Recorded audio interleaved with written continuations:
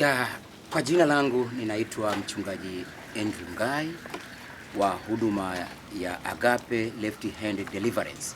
Nilitaka kuzungumza juu ya kile kilichomtokea huyu mama Fadhila ambaye Mungu amemfungua kutokana na kifungo cha muda mrefu akihangaika huku na kule hadi hatimaye unakuta kwamba anajifungua mjusi. Hiki kilichotokea ni kile ambacho Yesu Kristo alisema kwenye kitabu cha Marko sura ile ya 16 hasa kuanzia mstari ule wa 15. Neno la Mungu linasema, akawaambia, enendeni ulimwenguni mote mkaihubiri Injili kwa kila kiumbe.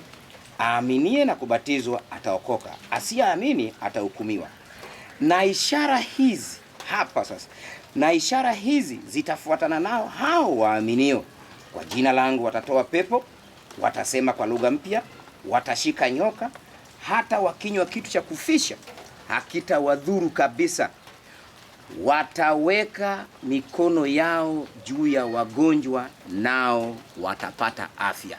Hichi ndicho kitu ambacho mimi nakizungumza, kwamba wataweka mikono yao juu ya wagonjwa nao watapata afya.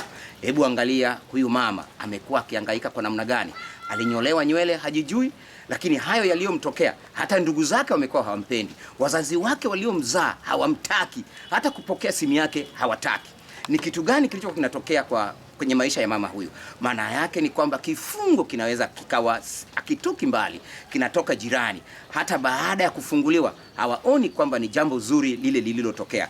Wanaona ni sawa umepona, lakini njia uliotumia kupona si sawa.